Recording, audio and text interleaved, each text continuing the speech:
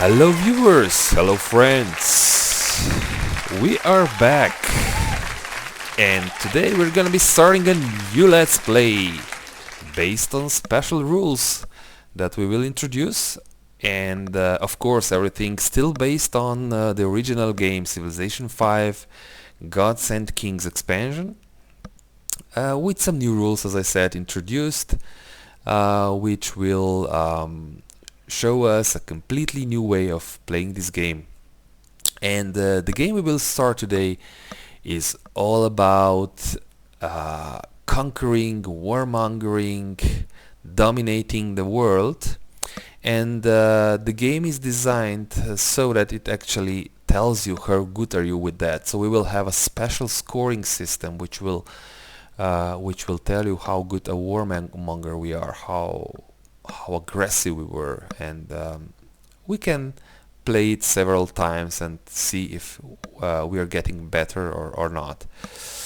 But before we jump into the game, of course, we will introduce the formal rules of this new special Let's Play.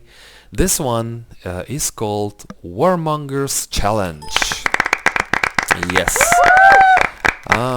So the rules for the Warmonger's Challenge are quite simple, I guess.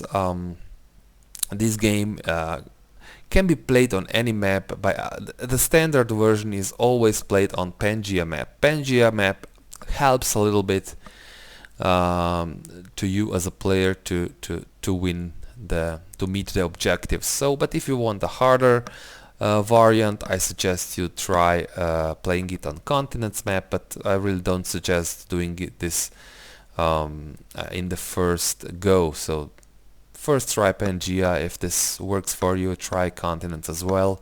It's a little bit harder. The game is played on standard size map.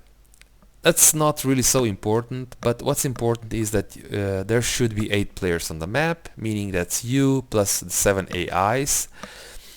That is very important, and the special rules say that a player, that means you or I, when we will try it, we have to capture at least one regional capital per era, starting with classical era. So every era that emerges in a game, we have to capture one original capital city. And of course there is another explanation needed, what it means to capture a city in a classical era or in any era. This means capturing it in this current era before the next era begins. So while we still may have some text to research in, let's say, classical era, but if the medieval already started and we didn't capture a city in classical, it means we lost the game. So before the message on the screen appears that we entered the next era, we should have at least one city or at least one regional capital conquered in that era. Just for the completeness of the rules, of course, the last capital has to be captured before we start researching the very last tech. I think it's called future tech. But usually I have to say no, you will finish the game earlier. Now, what's very special about this game is that it has its own scoring system. And the objective is, of course, first to meet these basic rules, but then the second objective, or I would say the main objective, is to achieve as high score as possible. So you can try it several times, see if you can get a better score. And the scoring system is very simple. A player receives 1 point for each captured capital per era. If it was the first capital, he or she receives 1 point. And the player also receives additional points if a player managed to capture more than one city in certain era. So if you capture 2, 3 or 4 cities, you get 2, 3 or 4 points respectively, which means if you want to achieve a higher score, you should aim for capturing several cities in each era, not just one, because if you just capture one, you will just get 7 points. There's 7 eras, there's 7 players, and which gives you 7 points. That's the lowest score possible. Of course, the objective, as I said, is to achieve the score as high as possible. And if you play this correctly, you will achieve also a domination victory, probably. But that's not the requirement for this game. Now, before we move on, let me put some general remarks onto these rules. Only original capital cities count as capitals in this game, so you have to capture one original capital city per era, not just maybe a capital which was assigned later in the game when an AI lost original capital to another AI or to another player on the map. So you have to capture basically 7 original capital cities, 1 per era. As I said, that's important to know. Also, in the unlucky event when a player loses a city, capital city that was captured in an era, that's only possible if this city was captured in the latest era, because then there's still a chance that the player acquires the city back, captures the city back, and thus meets the minimum requirements of the game before moving into the next era. If the player loses the capital that was acquired in the previous eras, actually the game is immediately lost. Before we move into the game, let me just give you some thoughts about it, because I tried it once before playing it now with you, and I have some interesting thoughts, some observations that I noticed. A very important thing is that this game creates a certain tension or antagonism between research and military might. In the original game, of course, research and military power, they go hand in hand. The more you research, the more powerful units you have, and the more units you have, you capture more cities and you have more research. So they are usually somehow positively tied together. But in this game, if you research too much, for example, you may go through the eras too quickly, and you may not be able to meet the minimum requirements, that is, of course, capturing one original capital per era. So there's a certain threat to lose the game by researching too much. Also, on the other hand, if you don't research, you can have a strong, a large military power, but your units are quite old-fashioned, not so powerful anymore, so you may not be able to conquer another nation anymore because you are so behind in research. So this game requires some very, very clever planning between research and military power, and all other factors as well, but that's the most important one. Now, another very interesting tension is between expanding fast, acquiring other nations fast. Of course, if you capture more original capitals per era, you get more points. But on the other hand, because there's not one capital per era anymore, because you capture 2 or 3 in certain era, you need to finish the game earlier. So this also creates a certain tension onto your game. Now, just before we jump into the actual game, let me also tell you where I got the idea for the special game, for the Warmongers challenge. If you followed my previous Let's Plays and if you followed the discussions on my YouTube channel, also at Civ-Fanatics forum, you may already noticed that there was a certain discussion about various possibilities for our next let's play, and there was one subscriber at Civ-Fanatics, I think he's called Nokmirt, I hope I pronounced that right. He was the one who actually gave the initial idea. I just changed the rules a little bit, added some things to it, because I think it may add some more interesting factors into the game, and that's how we came to this special game that we will play today. So without further ado, let me go into the game setup. Well, I didn't talk about which nation I will play. I thought about it, and I think I want to play Japan in this case. Japan is one nation that I didn't play much.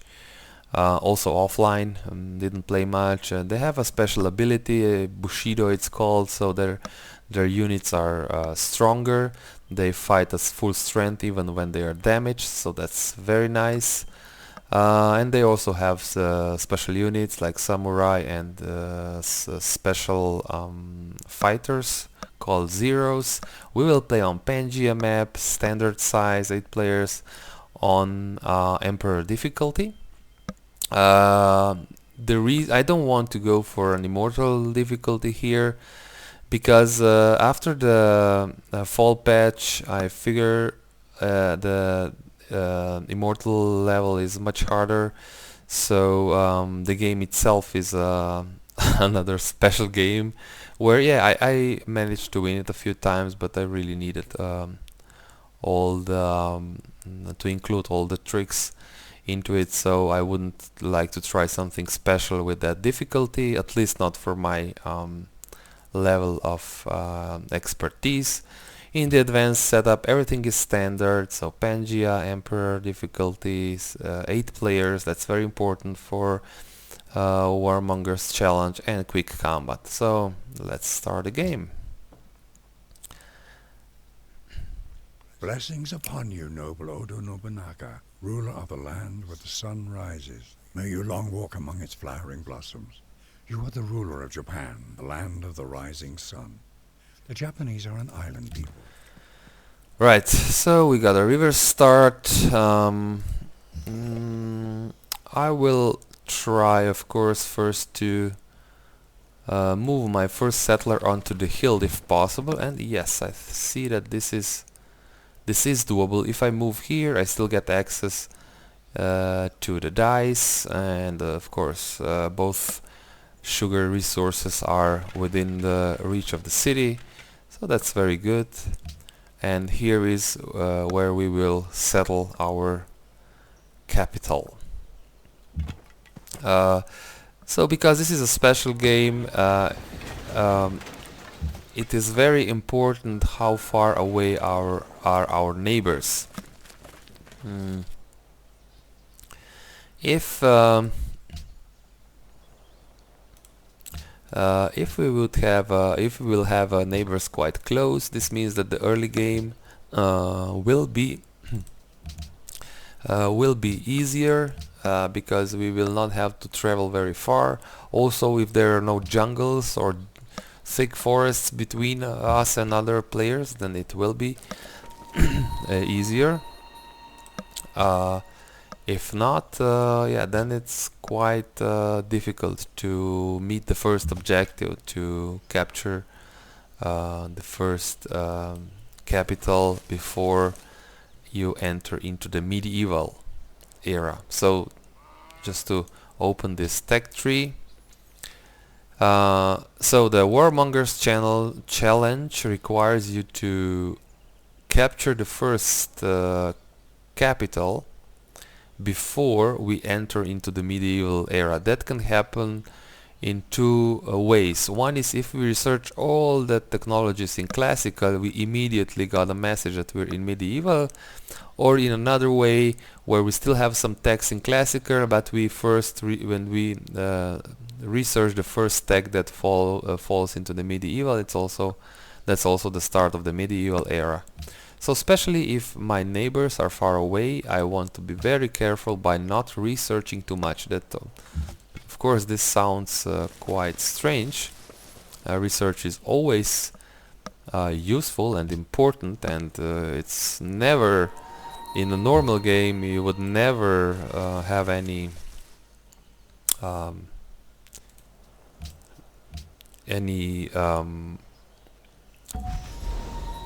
problems with having too much research, but in this game you can actually have quite a problematic start, especially at the start. It's very hard because you need to travel very far. So we got our first scout here, and next we will continue with a monument. I think having the first few policies up and running is very important. We are still running, we're at 2 pop currently. We still didn't meet any neighbors. Yeah, we'll go up here, use the scout to go north.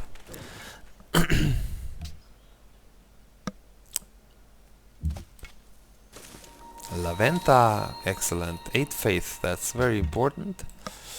Ooh, Russia. Приветствую тебя. I hope they don't pick these ruins, but they probably will. Yeah, that's what I figured. Nah, bad, Catherine. So let's move here. So this is a long river, a few nice city locations along that river. River start is very important, of course, because it gives you extra gold, and you can build a lot of farms on the river banks. Let's go. These ruins will be ours. I think Catherine cannot reach them. So where to go next? Maybe we will go into the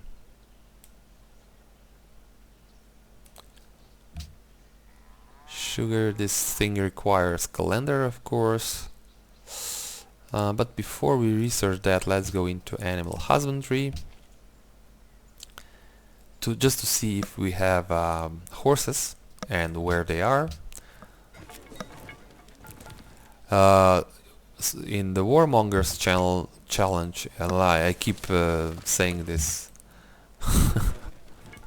in the wrong way. So in the Warmongers challenge, it's very important to have some key resources in the vicinity of your first 3 or 4 cities, because if you want to conquer other civilizations, it helps a lot if you have iron and horses. And we need to move back here. And the resources which help you basically improve your military. Next turn, I think we will play up to turn 30 today. Maybe a few turns over, but not much more. Need to go back into the capital to heal up. Okay, so so here is Catherine. Russia, very close. So this is probably but there are large mountains between our capital. So not the best start. So I think I want to try building a shrine next, because we already have 8 faith. So we will not need a lot to found our pantheon. Next turn.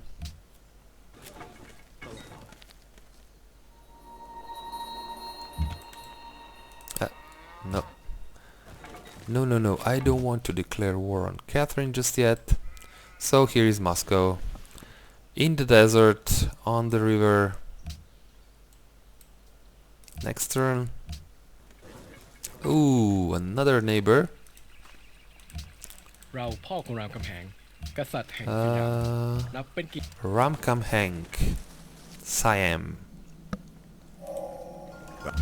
We have to check maybe. Ooh, there are ruins between two scouts. If these don't get picked up next turn, then something's wrong with this game. So, how to continue?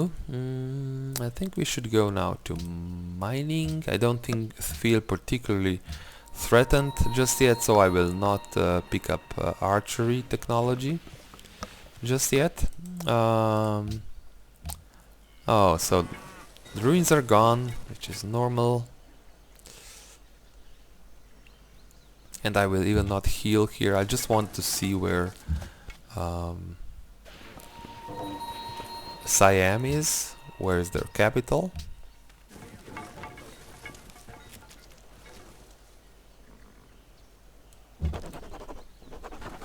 Okay, so here's our first policy. We will picture the liberty to expand, to help us expand.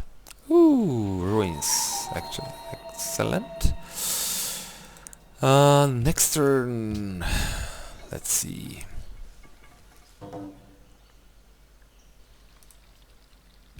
Okay. Iroquois. I'm not particularly happy about trying to capture Moscow first because of these mountains. It's quite a long way around, and this will leave our capital exposed here if we take all our military and drag it all around the map. So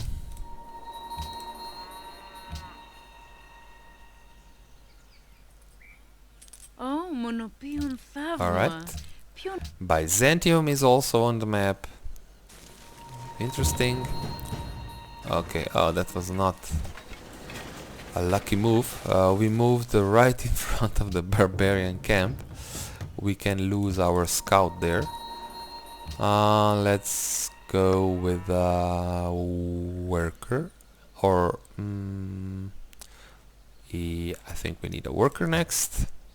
And we need to bring our warrior back into the city just to protect the worker.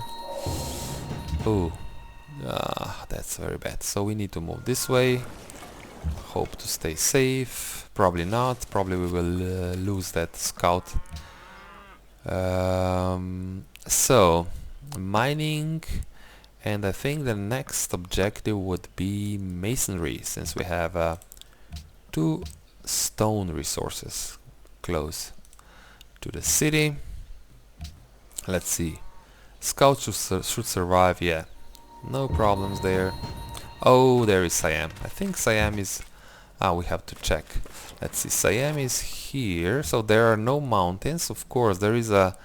What I'm worried about is this jungle, so to move all the army through this is almost as bad as going around these mountains and onto the Moscow, because there is some flatlands. So we will need to think about it, and soon, because believe me, if you play this game, classic era comes and goes very, very quickly. Before you know it, you need that city in your possession, and if you don't have it, you're in trouble.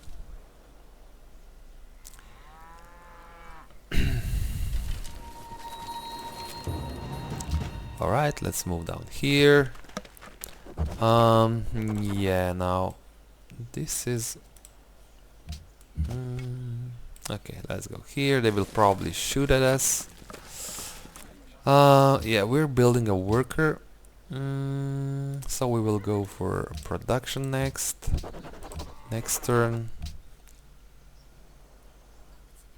Как тебе Accept. понравится?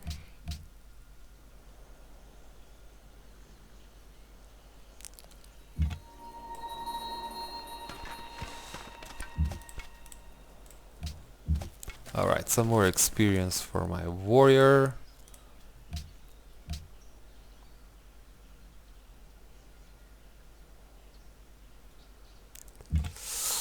And another 8 faith again. So another very important event. We got Pantheon. So we can take what we can take here. Maybe we can take +2 faith from quarries because we have 2 stone resources here. But that's all that we can get from it. There's also bonus from plantations, I know, because there are more plantations in this region up here. Yeah, or maybe something else. Let me see. Plus culture.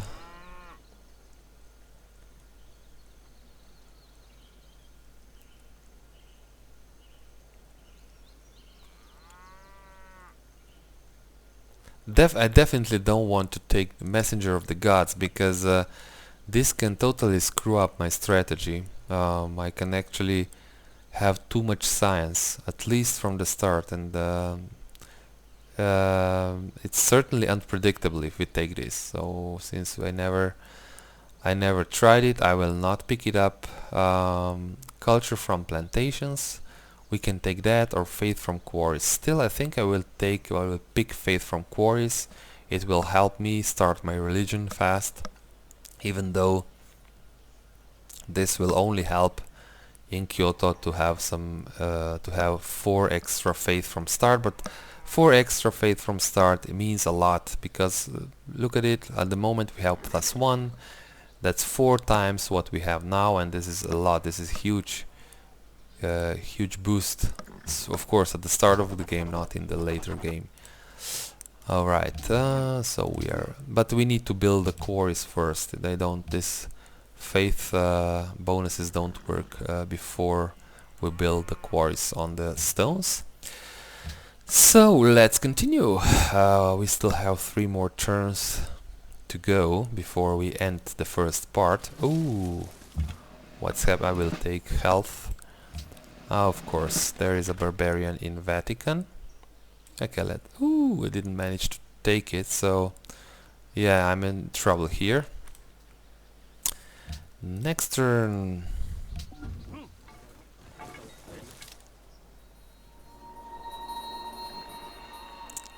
Alright, let's run away.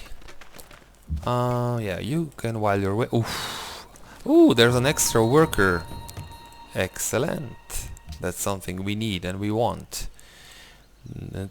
Probably Jakarta is targeting this. No, they are not. Okay.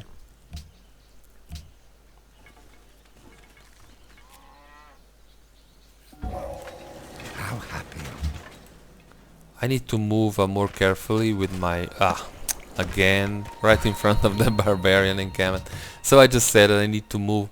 When you're moving with a scout like this around, especially in the start when there's a lot of fog, you should move 1 tile at a time, so you are able to see, not all the time, but in most cases, where the barbarians are, so we have 1 additional turn to move away.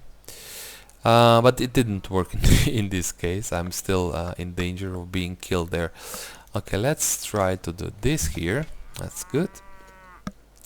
And we have our first worker, which can connect our sugar, or maybe even stone first. Yeah, we will see. This we will do in the next turn. Now, where to move next? Yeah, there are certain...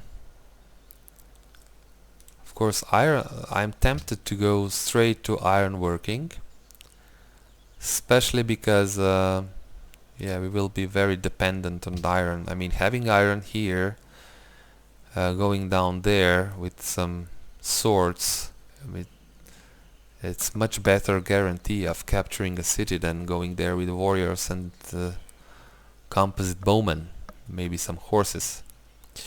Oh, we have horses here in the north. Very nice.